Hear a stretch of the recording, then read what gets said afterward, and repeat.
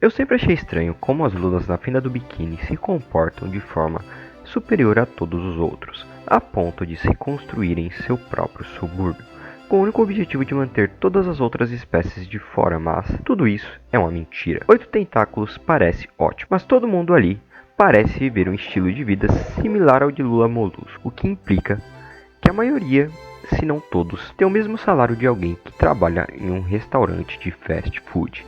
Além disso, vemos no mundo de Bob Esponja que a classe alta, os políticos e a maioria da população são principalmente peixes.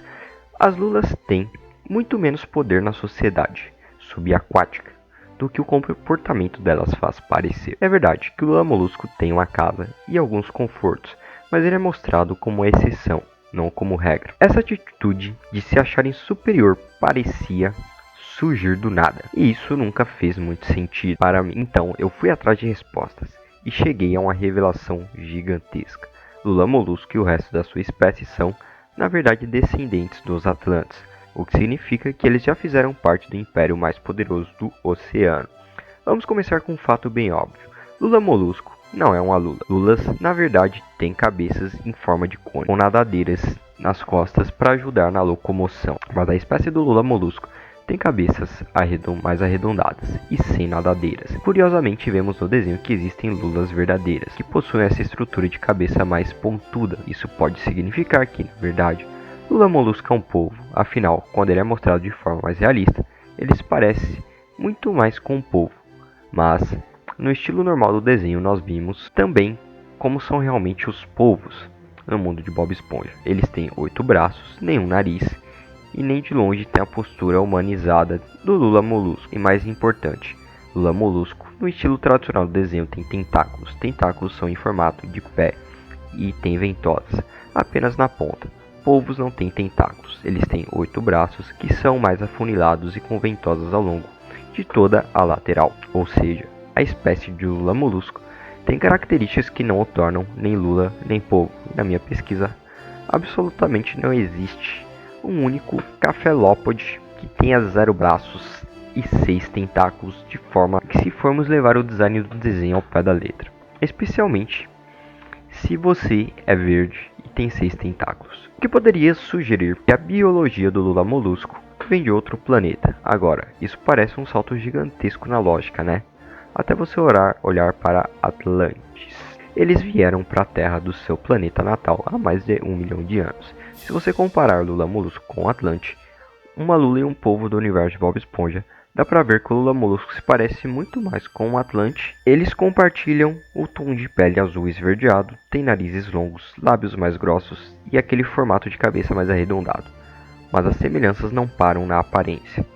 É bem notável que todas as lulas em Bob Esponja parecem ter um gosto especial pela arte e pela cultura europeia, bem mais do que os outros habitantes do oceano.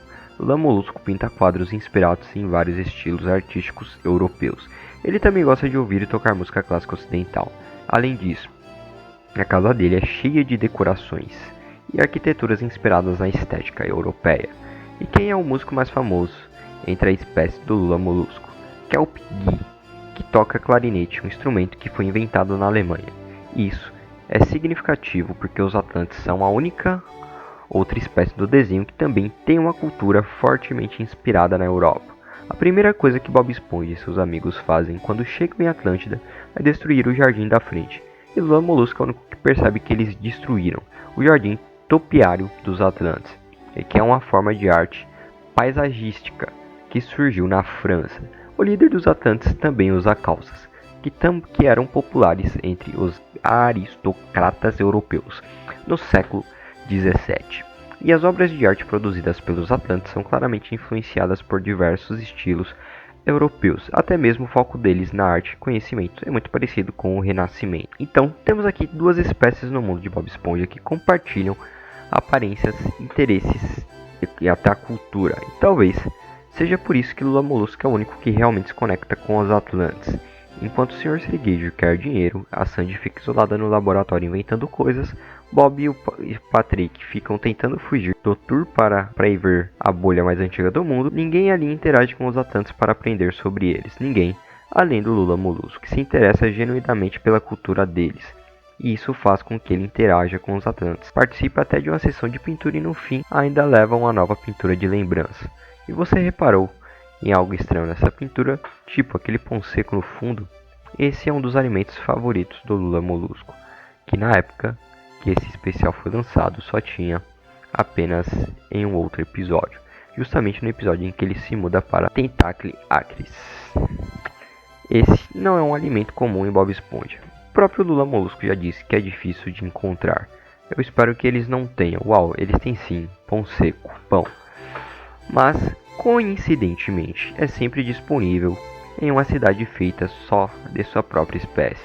De todos os episódios que os roteiristas poderiam fazer uma referência no especial de Atlântida, porque logo naquele onde Lula Molusco se muda para Tentacle Acres. Eu acho que isso não é coincidência, porque quando você olha para Tentacle Acres, ela tem uma semelhança absurda com Atlântida. Lembre-se, essas são as únicas duas cidades no universo de Bob Esponja que ativamente colocaram barreiras para manter estrangeiros fora.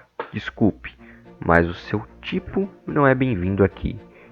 Livre-se dele rápido. Não podemos suportar mais visitantes como esses.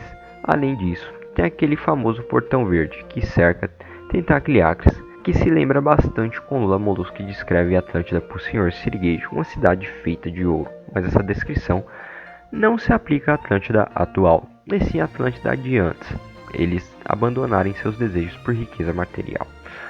Com todas essas semelhanças entre o Lula Molusco, sua espécie e os Atlantes, isso pode ser uma coincidência colossal, ou é mais provável que o Lula Molusco e sua espécie sejam, na verdade, Atlantes que foram exilados há muito tempo e tentaram recriar sua própria versão de Atlantes na forma de Tentacle Acres. Mas isso não pode ser possível, né? Afinal, basta olhar para Atlantes e pro Lula Molusco, e eles não podem ser parentes, certo?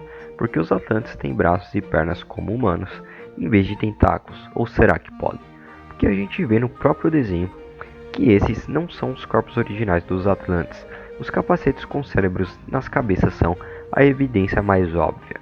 Mas, além disso, vemos que os guardas Atlantes têm estruturas de metal nos braços e até espinhos metálicos saindo das pernas. Mais do que isso, eles conseguem se transformar em bolas e girar como se fossem robôs. Isso é muito mais parecido com o corpo mecânico se retraindo do que com um animal rolando. Tudo isso mostra que, embora Atlantes sejam seres biológicos, eles têm órgãos. Na prática, eles estão pilotando corpo de robôs. Mas por que eles fariam seus corpos de robôs parecerem tão diferentes de como são naturalmente? Se eles fossem da mesma espécie que o Lula Molusco, não faria mais sentido que seus corpos tivessem uma aparência parecida com a dele? Bom, não necessariamente. Os Atlantes poderiam sim querer fazer seus corpos parecerem com os deuses aos quais eles prestam culto, certo? Hora de falar um pouco sobre práticas religiosas. A modificação corporal é algo comum em muitas religiões, mudar a aparência como forma de demonstrar fé. Isso pode ser desde mudanças cosméticas simples como roupas, penteados, piercings e tatuagens, até modificações mais permanentes como cicatrizes, escarificações e certos rituais culturais bem marcantes. Essas práticas, extremamente comuns em várias religiões, e os Atlantes claramente parecem ter suas próprias versões disso também. Se você reparar, tanto no passado quanto no presente, os líderes de Atlantes são os únicos que têm cabelo amarelo, a mesma cor de cabelo de Netuno e o deus do oceano. Isso sugere que os líderes Atlantes modificam a cor do cabelo como uma forma de se parecerem com os deuses, demonstrando sua autoridade e posição. E se os Atlantes já estão modificando seu corpo com tecnologia robótica e também fazem modificações físicas por razões religiosas, não é nenhum absurdo imaginar que eles projetaram seus corpos robóticos para parecerem como deuses que veneram. Afinal de contas, Bob Esponja se passa num mundo onde a mitologia grega e romana é real. Existe Netuno, deus do oceano, e ele até menciona Apolo, deus da música e do sol, um prêmio digno de Apolo. Além disso, o desenho tem vários monstros tirados diretamente da mitologia, como Ciclopes, que Bob Esponja e Patrick encontram no abismo, e curiosamente Ciclopes são filhos de Poseidon, o nome grego de Netuno, que dá todo um novo significado para esse monstro e estar abandonado numa fenda.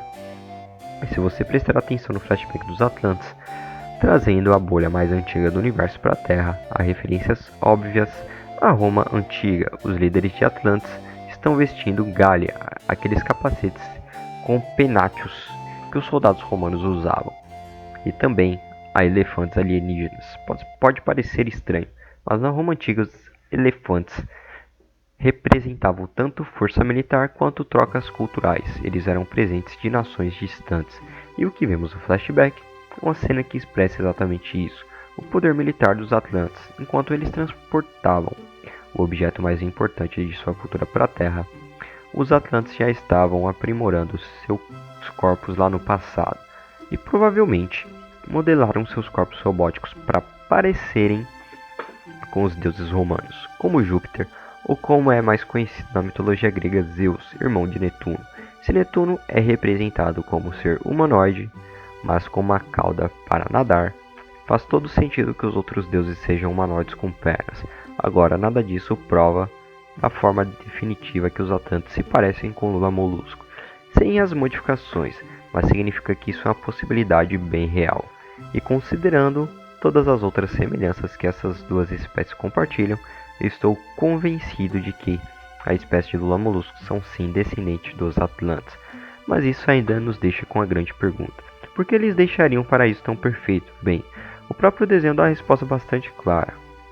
Os ancestrais dos Lulas rejeitaram a maior bolha do mundo. De acordo com o líder dos Atlantes, LRH, eles trouxeram essa pequena bolha de seu planeta natal a bilhões de anos-luz, há mais de 1 milhão de anos atrás. E o que é uma coisa que o Lula Molusco provavelmente toda sua espécie detesta profundamente? Bolhas. Isso é simplesmente irritante, estourar bolhas. Essa é a ideia mais idiota que eu já ouvi. Mas apesar de odiar bolhas, Lula Molusco tem um talento natural para isso. Ele consegue fazer uma bolha que nem um Bob Esponja, que é um mestre na arte, consegue replicar. E o mais curioso é a reação dele depois de criar uma mega bolha. Está nas minhas veias, ele basicamente admite que fazer bolhas está no sangue dele, que é algo muito estranho para alguém como Lula Molusco dizer, mas é exatamente o tipo de coisa que você esperaria ouvir de um Atlante. Então é isso, galera. O vídeo vai ficando por aqui, espero que vocês tenham gostado. Não esqueça de deixar o like, também se inscrever para fortalecer o canal. Valeu, falou!